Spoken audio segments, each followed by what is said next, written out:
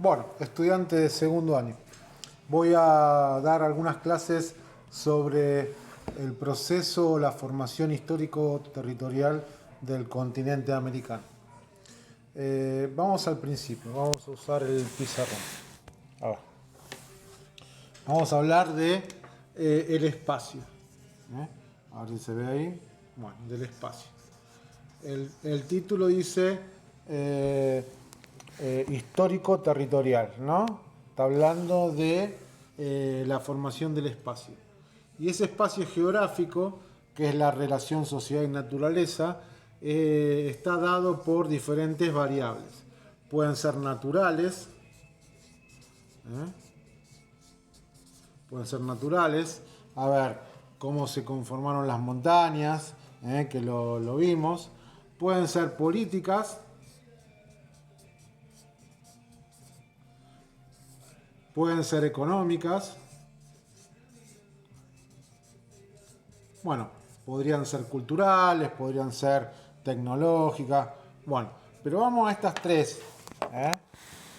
Entonces, dijimos que el espacio geográfico, que es el objetivo de la geografía, esa relación sociedad-naturaleza, está dada por diferentes variables. Es decir, que ese espacio es modificado por diferentes variables. Pueden ser naturales, políticas, económicas, sociales, culturales, tecnológicas, ambientales, bueno, un montón.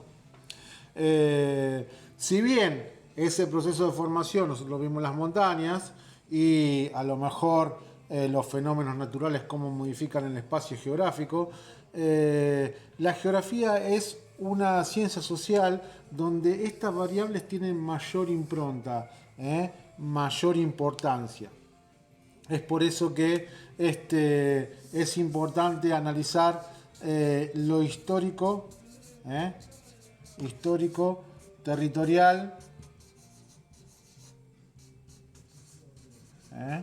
histórico-territorial, que era el título, ¿no? Vamos a ponerlo acá, lo histórico-territorial, teniendo en cuenta estas variables, ¿no? Cuestiones políticas y económicas, no solo del continente americano, sino del contexto mundial. Nunca en las ciencias sociales uno tiene que ver los contextos.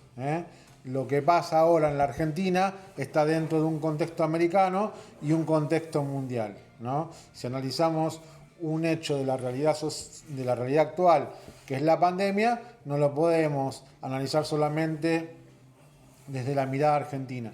No, podemos analizarlo desde la mirada argentina, pero tenemos que tener en cuenta el contexto mundial.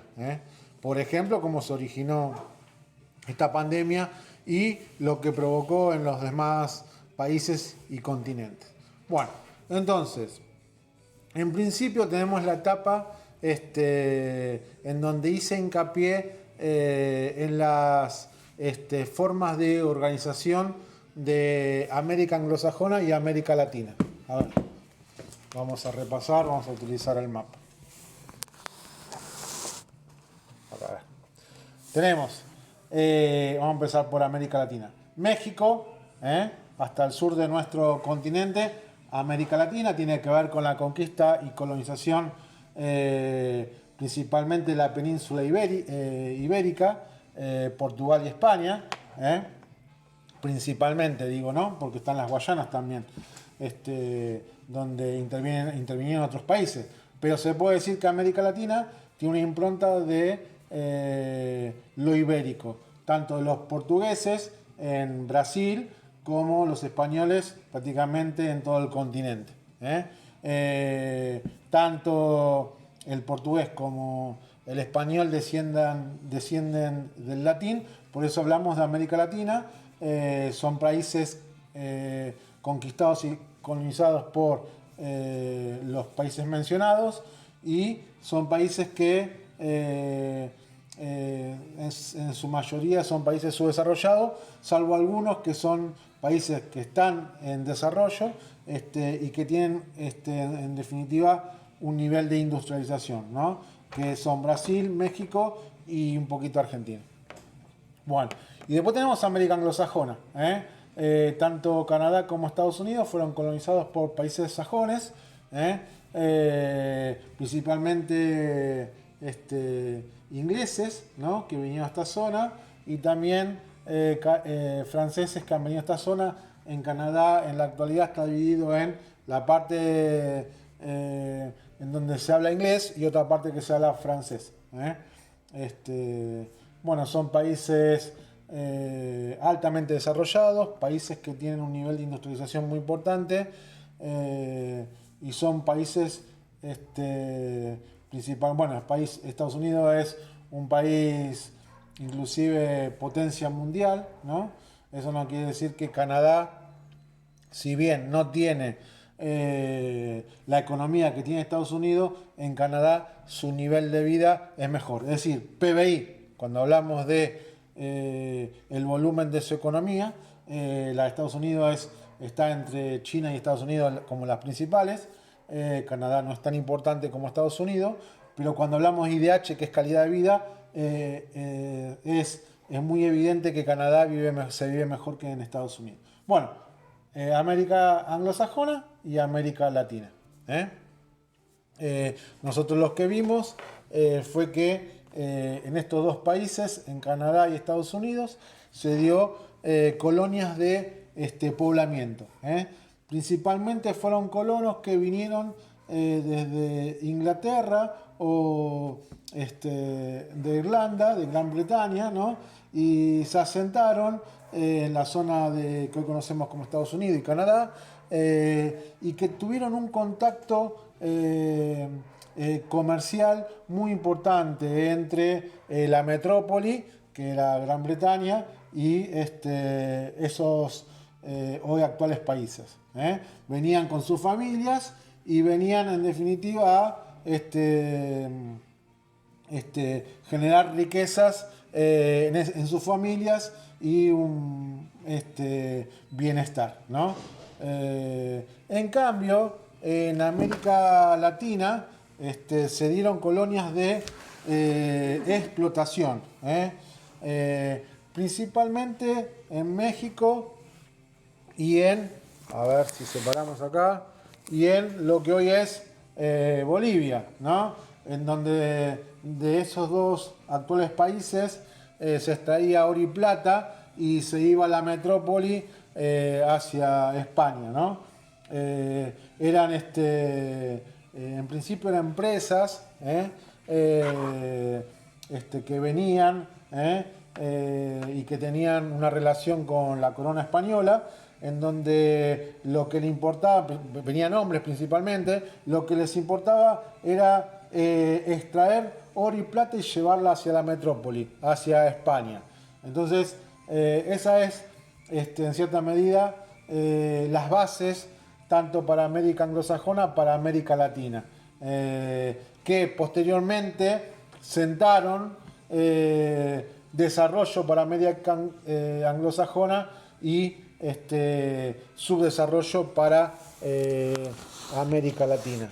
En definitiva, las consecuencias que provocaron esas formas de colonias, ¿no? Esa organización de los espacios, tanto para lo que hoy conocemos como América anglosajona y como América Latina, sentaron las bases lamentablemente, del desarrollo y el subdesarrollo.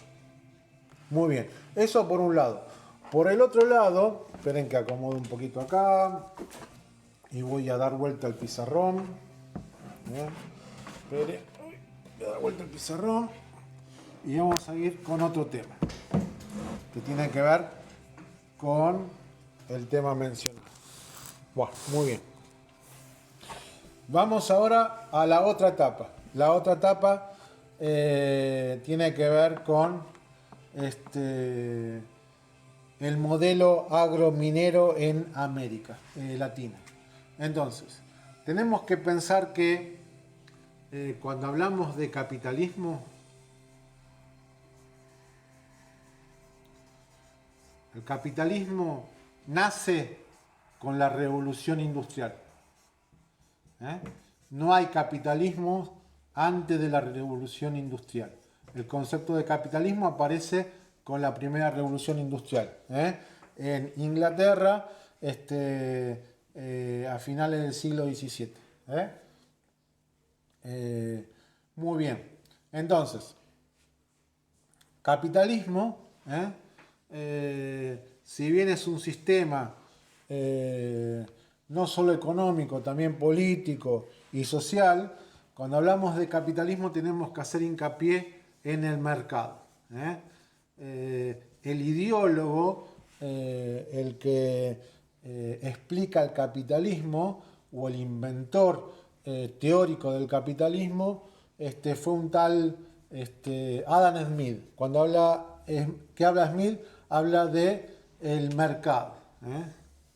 En realidad el concepto capitalismo nace de Marx, del capital. Pero quien le da el marco teórico fue un tal Adam Smith. Eso lo van a ver a lo mejor el año que viene. Cuando hablamos del mercado, muy bien, vamos al mercado. ¿Qué hay al mercado? Yo tengo unos chinos acá a unos metros. Hay productos que la gente consume. Muy bien. Adam Smith, el ideólogo del capitalismo, habla como producto a la oferta y habla al consumo como la demanda. Es decir, que Adam Smith sostiene que el mercado, este mercado podemos trasladarlo a todo lo que se produce y se consume en Morón, todo lo que se produce y se consume en la provincia de Buenos Aires, todo lo que se consume y se produce en la Argentina o en el Mercosur o en el mercado mundial, donde hay gente que produce y gente que consume. Es decir que Adam Smith hablaba de una economía de mercado. ¿Y qué decía Adam Smith? Que había una mano invisible que hacía que esto funcione solo. Eso no es tan así. Pero bueno, después le voy a explicar el porqué. Pero esta es una economía de mercado, en donde el principal agente económico en la economía de mercado es la empresa privada. En un sistema opuesto al capitalismo, que es el socialismo, esto no existe. Todo lo da el Estado. Prácticamente el mundo en la actualidad se sustenta bajo el capitalismo. Si bien hay algunos países como Cuba que tienen un sistema socialista, prácticamente son, o no sé, Corea del Norte, podemos hablar de una economía de mercado. El capitalismo ha triunfado. Y se basa en esta ley del mercado. Muy bien. Ahora bien, ¿qué pasó hacia 1850 aproximadamente? Lo que aconteció es que otro contemporáneo, Adam Smith, un tal David Ricardo, decía que el mercado debía dividirse, división internacional. Vamos a correr un poquito para acá. Del trabajo. Muy bien. ¿Qué decía David Ricardo? Que los países debían producir lo mejor que sabían hacer. Bajo un esquema en el cual esos países se relacionaban. Entonces, ese mercado mundial, bajo este esquema de la División Internacional del Trabajo, van a surgir países centrales que van a producir manufacturas. ¿Qué son las manufacturas? Son los bienes. Desde una materia prima tenemos un bien. Todo lo que nos rodea a nosotros es un bien, ¿no? Hay diferentes tipos de bienes. Pero en definitiva, ellos son los países centrales son los que producen las manufacturas, es decir, que tienen industria. Y va a haber países periféricos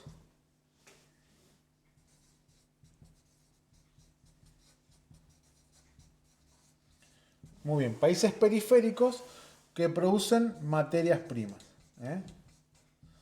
Muy bien. Entonces, ¿qué países son los que producen manufactura? Y bueno, piensen en este momento Inglaterra. Inglaterra compraba materia prima, ¿no?, a los países periféricos. ¿Qué países periféricos? Y lo que hoy conocemos como América Latina, ¿no? ¿Qué materias primas? Por ejemplo, la Argentina se la conoce como un modelo agroexportador, vendía carne y cereales. Pero si nosotros nos vamos a Brasil, Ecuador, Colombia, Venezuela, de clima tropical, había una actividad referida a la agricultura de clima tropical. Entonces, café, tabaco, cacao, frutas tropicales. Y Bolivia, Perú y Chile vendían minerales. Estos países entonces le compraban la materia prima y los países periféricos lo que hacían eran comprarles la manufactura. Es decir, los ingleses compraban lana del ganado ovino y estos países les compraban los tejidos. En esta relación desigual, quien capitaliza más, que tiene mayores ventajas, quien se va a quedar con más dinero, con más recursos, van a ser estos países. Esto generó mayor desarrollo para los países centrales y generó una dependencia para los países latinoamericanos o países periféricos. Es decir, que esto generó el desarrollo, lo amplificó el desarrollo y esto generó subdesarrollo.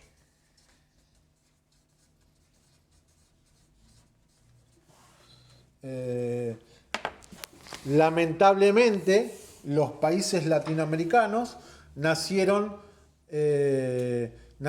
bajo este esquema, ¿no? Por eso es el modelo agrominero que expliqué, las tres economías primarias exportadoras de materias primas. O sea, nacieron mal. ¿Por qué? Porque no nacen con un proyecto de desarrollo, con un proyecto de industrialización. No, nacen con un proyecto de venta de materia prima y compra de manufactura. La verdad que hay que tenerlo muy presente, cómo nacieron todos los países latinoamericanos. Hubo un país en donde hubo un desarrollo preindustrial muy importante, que fue Paraguay.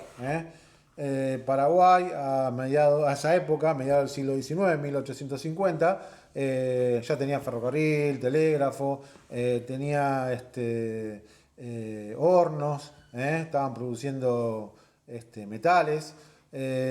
Como Gran Bretaña quería estos mercados, fue una amenaza a Paraguay. Entonces, ¿qué idea tuvieron? Tuvieron una idea de hacerle una guerra a Paraguay. Se llamó la Guerra de la Triple Alianza, donde participó Argentina, Uruguay y Brasil. Y hicieron una guerra que diezmó a la población de Paraguay, principalmente hombres, y que los condenó hasta estos días. Paraguay era lo más desarrollado de ese momento, comandados por Inglaterra y Argentina, Brasil y Uruguay. Hicieron una guerra muy injusta, un genocidio se podía decir, que terminó mal para Paraguay. Y otra cosa, hablando de genocidio, la semana que viene se va a recordar el 12 de octubre, y lamentablemente se lo recuerda como un día de la diversidad cultural. No es así, ¿no? La verdad que tendría que ser un día de duelo, porque expliqué hace poquito, ustedes vieron cómo los europeos querían oro y plata, ¿no? Y millones de indígenas van a morir en las minas Zacatecas en México y Potosí en Bolivia. En las condiciones humanas son terribles, y muchos indígenas se van a morir ahí. ¿Para qué? Para que todo el oro y la plata vaya para Europa, ¿no? Y se puede decir que fue causa inclusive de revolución industrial todo ese caudal de oro y plata. Fue el capital que movilizó a la revolución industrial. Entonces, cuánta desigualdad, cuánta violencia, qué injusticia, ¿no?, que se dio en América y, y para recordar como un día de diversidad cultural. Lo que hay que hacer, los filósofos sostienen que hay que ir por los márgenes, ¿no? Y hay que desarmar el centro. En el centro están los conceptos, ¿no?, que el poder impone, como por ejemplo lo blanco es bueno, lo negro es malo. Así un montón de conceptos. Y ustedes, las generaciones que vienen, tienen que desarmar esos conceptos. Hay que revisarlos y reverlos. Inclusive el concepto de América. ¿Por qué América? Por Américo Vespucio, un navegante que mandó la corona portuguesa, ¿no? Y en nombre a Américo Vespucio, que tuvo una idea de continente que no la tuvo Colón, América recibió este nombre, pero no, había personas acá, ¿y por qué no un nombre autóctono? Bueno, así un montón de conceptos, inclusive el poder siempre va sumando conceptos, que lo que tratan de hacer es sujetar para que las personas nos piensen. Y una vez que instalan esos conceptos, son muy difíciles de desarmarlos. Bueno, las generaciones nuevas tienen que desarmar esos conceptos.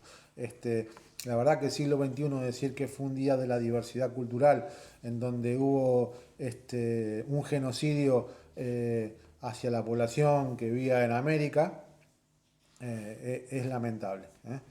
Bueno, a continuación va a haber otro video que va a explicar otras etapas en este recorrido histórico territorial de América.